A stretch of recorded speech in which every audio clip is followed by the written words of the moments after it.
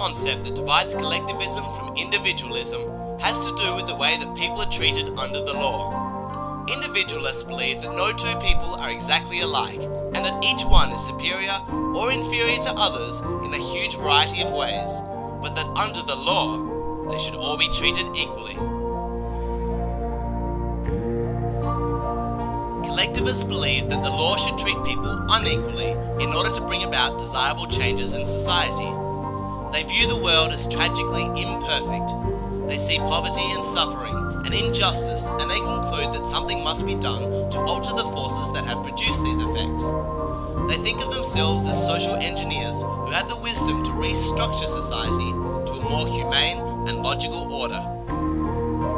To do this, they must interfere in the affairs of men at all levels and redirect their activities according to a master plan. That means they must redistribute wealth and use the police power of the state to enforce prescribed behaviour. The consequence of this mindset can be seen everywhere in society today. Almost every country in the world has a tax system designed to treat people unequally depending on their income, their marital status, the number of children they have, their age, and even the type of investments they may have.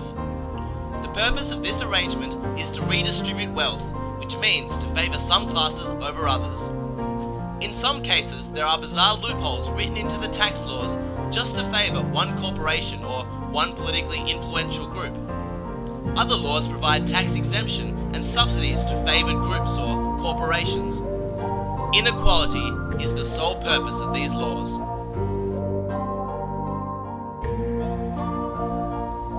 In the realm of social relationships, there are laws to establish racial quotas, gender quotas, affirmative action initiatives, and to prohibit expressions of opinion that may be objectionable to some group or to the master planners. In all of these measures, there is an unequal application of the law based on what group or class you happen to be in, or on what opinion you hold.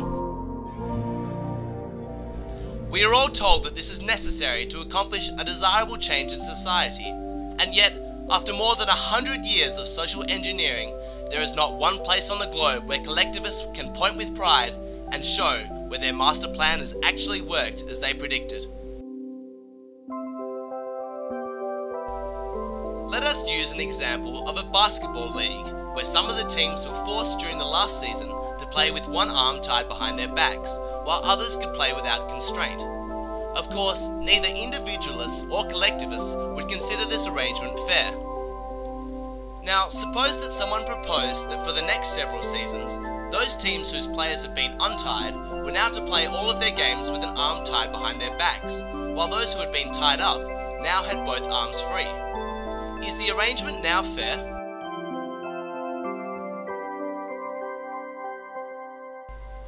Before we answer, let's improve the analogy.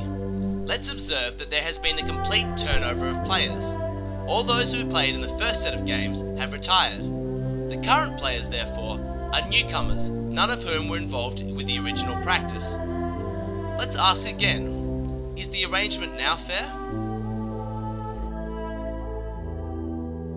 It is important to identify one crucial premise in this example. It identifies the players as individuals rather than members of a collective team.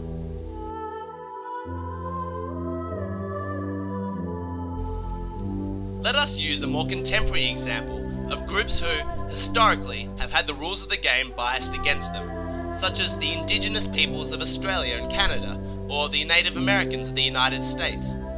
Their struggle has been against the racism and inequality that inhibits their opportunities. Both collectivists and individualists would agree that the rules of the game need to be changed, so that they can play with both hands untied. But what would we say if collectivists went even further and changed the rules so that ancestors of native people were guaranteed employment, given welfare payments, or even made exempt from paying taxes just because they belong to the group, regardless of how well off the individual may be? In their quest for equal rights, is the collectivist strategy for swapping negative inequality for positive inequality likely to be successful? The individualist believes that this path breeds further resentment, as it continues the fostering of a society that only sees each other as members of groups, eternally different and forever struggling for preferential treatment under the law at the expense of others.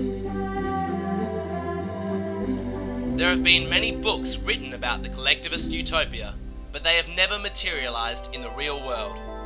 Wherever collectivism has been applied, the results have always been more poverty than before, more suffering than before, and certainly more injustice than before.